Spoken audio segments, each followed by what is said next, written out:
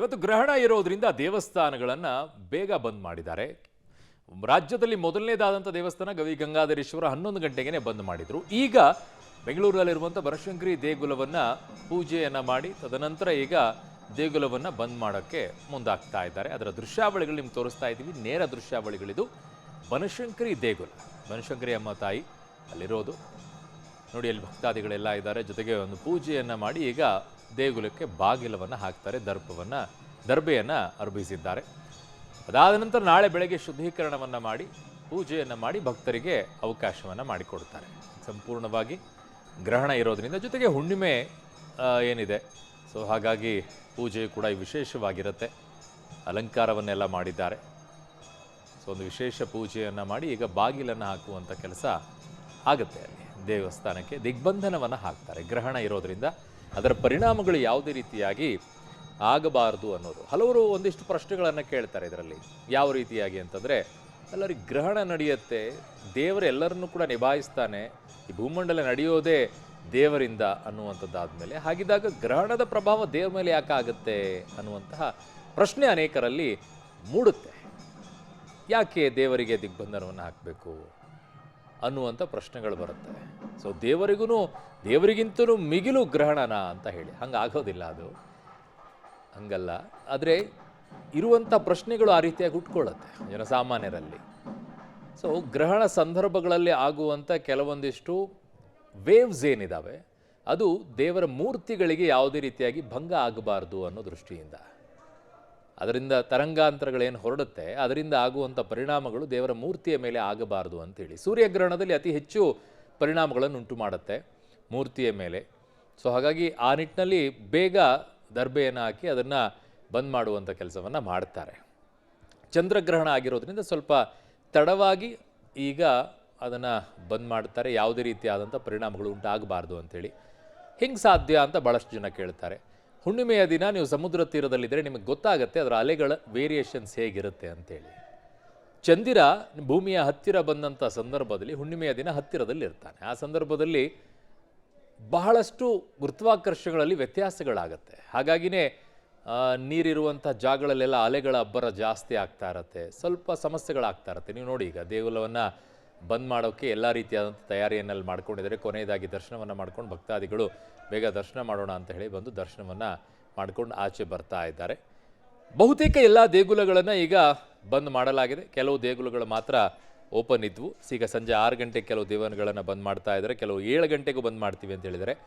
ಇನ್ನು ಒಂದೆರಡು ದೇವಸ್ಥಾನದ ಬಗ್ಗೆ ಕೇಳಿದೆ ನಾನು, ಅದು ರಾತ್ರಿ 9 ಗಂಟೆಗೆ ನಾವು ದೇಗುಲಗಳನ್ನು ಬಂದ್ ಮಾಡ್ತೀವಿ ಅಂತೇಳಿ. ಕಾರಣ 9:57ಕ್ಕೆ ಗ್ರಹಣ ಆರಂಭವಾಗುತ್ತೆ. ಹಾಗಾಗಿ ಅದಕ್ಕಿಂತಲೂ ಮುಂಚಿತವಾಗಿ 9 ಗಂಟೆಗೆ ನಾವು ಬಂದ್ ಮಾಡ್ತೀವಿ ಅಂತ ಹೇಳಿದ್ದಾರೆ. 1 ಅಥವಾ 2 ದೇವಸ್ಥಾನ ಇರಬೇಕು. ಇನ್ನುಳಿದಂಥದ್ದೆಲ್ಲವೂ ಕೂಡ ಮಧ್ಯಾಹ್ನ 2 ಗಂಟೆಗೆ 3 ಗಂಟೆಗೆ.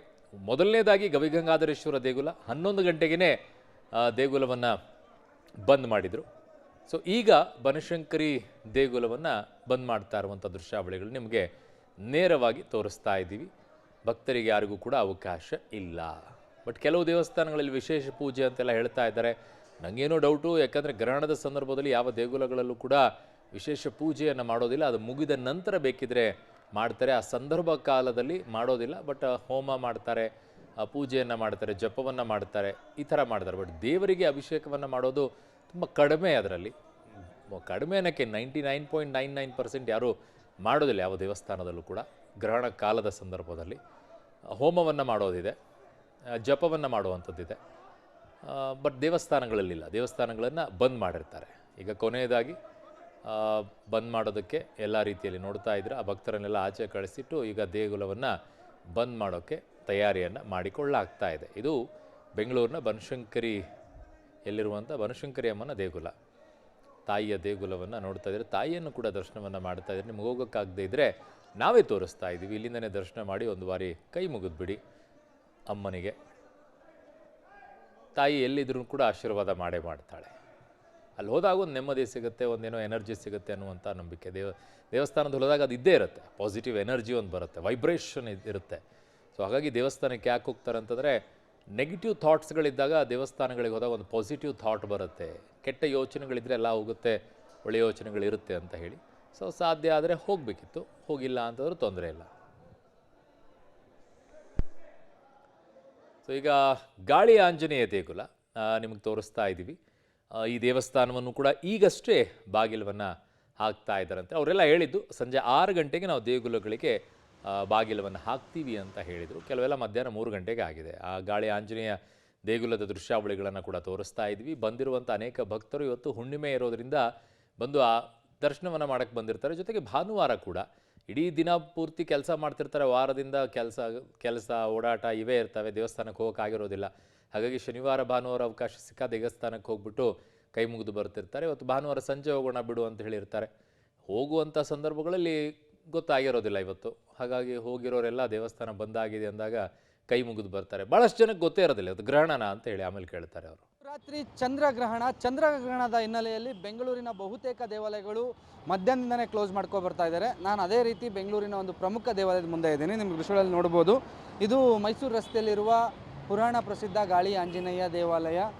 ಪ್ರತಿಯೊಬ್ಬರಿಗೂ ಬೆಂಗಳೂರಲ್ಲಿ ಇರೋರಿಗೆ ಪ್ರತಿಯೊಬ್ಬರಿಗೂ ಈ ದೇವಸ್ಥಾನ ಗೊತ್ತು. ಪ್ರತಿ ಶನಿವಾರ ಬಂದು ದೇವಸ್ಥಾನ ದರ್ಶನ ಮಾಡುವಂಥ ಭಕ್ತರ ಸಂಖ್ಯೆನೂ ಜಾಸ್ತಿ ಇದೆ. ಹುಣ್ಣಿಮೆ ದಿವಸನೂ ಸಹ ಸಾಕಷ್ಟು ಜನ ಬರ್ತಾರೆ. ಇವತ್ತು ಹುಣ್ಣಿಮೆ ಕೂಡ ಆಗಿರೋದ್ರಿಂದ ಸಂಜೆ ವೇಳೆಗೆ ಭಕ್ತರ ಸಂಖ್ಯೆ ಜಾಸ್ತಿ ಆಗ್ಬೋದು. ಬಟ್ ಕರ್ನಾಟಕ ಧಾರ್ಮಿಕ ದತ್ತಿ ಇಲಾಖೆ ಇತ್ತೀಚೆಗೆ ತನ್ನ ಸುಪರ್ದಿಗೆ ದೇವಸ್ಥಾನ ಪಡೆದಿರುವಂಥದ್ದು. ಇಲ್ಲೊಂದು ನೋಟಿಸ್ ಕೂಡ ಅಂಟಿಸಿದ್ದಾರೆ. ಇವತ್ತು ಅಂದರೆ ದಿನಾಂಕ 7/9 ಚಂದ್ರಗ್ರಹಣ ಪ್ರಯುಕ್ತ ಅಪರಾಹ್ನ 3 ಗಂಟೆಗೆ ದೇವಾಲಯವನ್ನು ಮುಚ್ಚಲಾಗುವುದು. ಸಾರ್ವಜನಿಕರಿಗೆ ಒಂದು ಮೆಸೇಜ್ ಕೂಡ ಕೊಡ್ತಿದ್ದಾರೆ, ನೋಟಿಸ್ ಕೂಡ ಅಂಟಿಸಿ. ಮರುದಿನ ಬೆಳಗ್ಗೆ ಎಂದಿನಂತೆ ಅಂದರೆ ನಾಳೆ ಬೆಳಗ್ಗೆ ದೇವಸ್ಥಾನ ಓಪನ್ ಆಗುತ್ತೆ. ಭಕ್ತರಿಗೆ ನಾಳೆ ಬೆಳಗ್ಗೆ ದೇವರ ದರ್ಶನಕ್ಕೆ ಅವಕಾಶ ಇರುತ್ತೆ ಅಂತ ಸಾಕಷ್ಟು ಜನ ಭಕ್ತರು ದೇವಸ್ಥಾನ ಓಪನ್ ಇರುತ್ತೆ ಅಂತ ಪೂಜೆ ಮಾಡಿಸೋದಕ್ಕೆ ಬಂದು ದೇವಾಲಯ ಕ್ಲೋಸ್ ಆಗಿರೋದು ನೋಡಿಕೊಂಡು ಈಗ ಬೇರೆ ಯಾವ್ದಾದ್ರು ದೇವಸ್ಥಾನಕ್ಕೆ ಹೋಗೋಣ ಅನ್ನೋವಂಥ, ಯಾಕಂದರೆ ಒಂದು ದೇವ್ರ ದರ್ಶನ ಮಾಡ್ಕೊಂಡು ಗ್ರಹಣ ದಿವಸ ದೇವ್ರ ದರ್ಶನ ಮಾಡೋದು ಒಳ್ಳೆಯದು ಅನ್ನೋ ಕಾರಣಕ್ಕೆ. ಆದರೆ ಕೆಲವರಿಗೆ ಆ ದೇವಸ್ಥಾನ ಕ್ಲೋಸ್ ಆಗಿರೋ ಹಿನ್ನೆಲೆಯಲ್ಲಿ ನಿಮ್ಮ ದೃಶ್ಯಗಳಲ್ಲಿ ನೋಡ್ತಿದ್ದೀರಾ, ಇಲ್ಲೊಂದು ಬೃಹದಾಕಾರದ ಏಕಶಿಲೆಯ ಆಂಜನೇಯನ ವಿಗ್ರಹ ಇದೆ. ಈ ವಿಗ್ರಹಕ್ಕೆ ಪೂಜೆ ಮಾಡಿಕೊಂಡು ತಾವು ತಂದಿರುವಂತಹ ಹೂವು ಹಣ್ಣು ಹಂಪಲುಗಳಂದರೆ ಪೂಜೆಗೆ ತಂದಂತಹ ಪೂಜಾ ಪದಾರ್ಥಗಳನ್ನು ಈ ಏಕಶಿಲಾ ಆಂಜನೇಯನಿಗೆ ಅರ್ಪಿಸಿ ಪೂಜೆ ಮಾಡಿಕೊಂಡು ತಾವೇ ಪೂಜೆ ಮಾಡ್ಕೊಂಡು ಹೋಗುವಂಥದ್ದು ಸಹ ಕಾಣಿಸ್ತಿದೆ. ಅಂದರೆ ಗ್ರಹಣದ ಹಿನ್ನೆಲೆಯಲ್ಲಿ ಬೆಂಗಳೂರಿನ ಬಹುತೇಕ ದೇವಾಲಯಗಳು ಈಗಾಗಲೇ ಕ್ಲೋಸ್ ಆಗ್ತಾ ಇದೆ. ಈಗಾಗಲೇ ಈ ಹಿಂದೆನೂ ಅದರ ಬಗ್ಗೆ ಮೆಸೇಜ್ಗಳನ್ನು ಕೊಟ್ಟಿದ್ದರು. ಅಂದರೆ ಗ್ರಹಣ ಇದೆ, ಹಾಗಾಗಿ ನಾವು ಮುಂಚಿತವಾಗಿ ದೇವಸ್ಥಾನ ಕ್ಲೋಸ್ ಮಾಡ್ತೀವಿ ಅಂತ. ಆ ರೀತಿ ಈಗ ಗಾಳಿ ಆಂಜನೇಯ ಸ್ವಾಮಿ ದೇವಾಲಯ ಕೂಡ ಕ್ಲೋಸ್ ಆಗಿರುವಂಥದ್ದು. ಕ್ಯಾಮ್ರಾ ಪರ್ಸನ್ ಪರಮೇಶ್ ಜೊತೆಗೆ Maruti, public TV, Bengaluru. So ಈಗಾಗಲೇ ಗಾಳಿ ಆಂಜನೇಯ ದೇವಸ್ಥಾನವನ್ನು ಬಂದ್ ಮಾಡಿರೋದನ್ನು ನೋಡಿದರೆ, ಇನ್ನು ಬನಶಂಕರಿಯಲ್ಲಿರುವಂತಹ ಬನಶಂಕರಿ ತಾಯಿಯ ದೇಗುಲ ಏನಿದೆ ಅದಕ್ಕೂ ಕೂಡ ಬಾಗಿಲನ್ನು ಹಾಕ್ತಾ ಇದ್ದಾರೆ. ನಾವೆಲ್ಲ ದೇವರನ್ನ ಮೂರ್ತಿಯ ರೂಪದಲ್ಲಿ ನೋಡ್ತೀವಿ, ಅಲ್ಲೊಂದು ಶಕ್ತಿ ಇರುತ್ತೆ ಅಂಥೇಳಿ. ಬಟ್ ದೇವರಿಗೆಲ್ಲ ದಿಗ್ಬಂಧನ ಹಾಕೋಕ್ಕಾಗಲ್ಲ, ಅವನು ಸರ್ವಾಂತರ್ಯಾಮಿ, ಎಲ್ಲ ಕಡೆನೂ ಇರ್ತಾನೆ. ಅವನಿಗೆ ಹೇಗೆ ದಿಗ್ಬಂಧನ ಹಾಕ್ತೀರಾ? ಸೂರ್ಯ ಚಂದ್ರರೇ ದೇವರು ಅಂತ ನಾವು ಪರಿಗಣಿಸಿರುವಂಥ ಸಂದರ್ಭದಲ್ಲಿ ನಮ್ಮಲ್ಲಿ ದೇವರನ್ನು ಒಂದು ಇದರಲ್ಲಿ ದೇವಸ್ಥಾನದಲ್ಲಿ ಇಟ್ಬಿಟ್ಟು ಬಾಗಿಲನ್ನು ಹಾಕಿಬಿಟ್ರೆ ನಾವು ಬಂಧನ ಮಾಡಿಟ್ಟು ದಿಗ್ಬಂಧನವನ್ನು ಹಾಕಿಟ್ಟಿದ್ದೀವಿ ಅಂತ ಹೇಳಿದರೆ ಕೆಲವು ನಂಬಿಕೆಗಳಿರುತ್ತೆ. ಬಟ್ ಯಾಕೆ ಅಂತಂದರೆ ಆ ಶಕ್ತಿ ಪೀಠ ಏನಿರುತ್ತೆ, ಆ ಜಾಗ, ಅದು ಆ ಮೂರ್ತಿ ಏನಿರುತ್ತೆ ಅದಕ್ಕೆ ಯಾವುದೇ ರೀತಿಯಾದಂಥ ಹಾನಿ ಆಗಬಾರ್ದು ಅನ್ನೋ ಒಂದೇ ಒಂದು ಕಾರಣಕ್ಕೋಸ್ಕರ. ಒಂದೊಂದು ದೇವಸ್ಥಾನದಲ್ಲೂ ಕೂಡ ಒಂದೊಂದು ಮಹಿಮೆಗಳಿದೆ, ಸ್ಥಳ ಮಹಿಮೆ ಅಂತ ಕರೀತಾರೆ. ಹಾಗಾಗಿ ಈ ಸ್ಥಳ ಮಹಿಮೆಗಳಿರುವಂತಹ ದೇವಸ್ಥಾನದಲ್ಲಿ ಆ ಶಕ್ತಿ ಇರುವಂಥ ಪೀಠಗಳಿಗೆ ಯಾವುದೇ ರೀತಿಯಾದಂತಹ ಚ್ಯುತಿ ಆಗಬಾರ್ದು ಗ್ರಹಣದ ಮೂಲಕವಾಗಿ ಅನ್ನೋದಕ್ಕೋಸ್ಕರ ಈ ರೀತಿಯಾದಂಥ ವ್ಯವಸ್ಥೆಯನ್ನು ನಾವು ಮಾಡ್ಕೊಂಡಿರೋದು. ಆದರೆ ದೇವರಿಗೆ ದಿಗ್ಬಂಧನ ಹಾಕೋಕ್ಕಾಗೋದಿಲ್ಲ, ದೇವರ ಮೂರ್ತಿಗಳಿಗೆ ಅಲ್ಲಿ ಬಂಧನ ಮಾಡಿಡಬಹುದು. ಅದಕ್ಕೆ ಗ್ರಹಣದಿಂದ ಯಾವುದೇ ರೀತಿಯಾದಂಥ ಮೂರ್ತಿಗೆ ಹಾನಿ ಆಗಬಾರ್ದು ಅನ್ನೋ ದೃಷ್ಟಿಯಿಂದ ಮಾತ್ರ.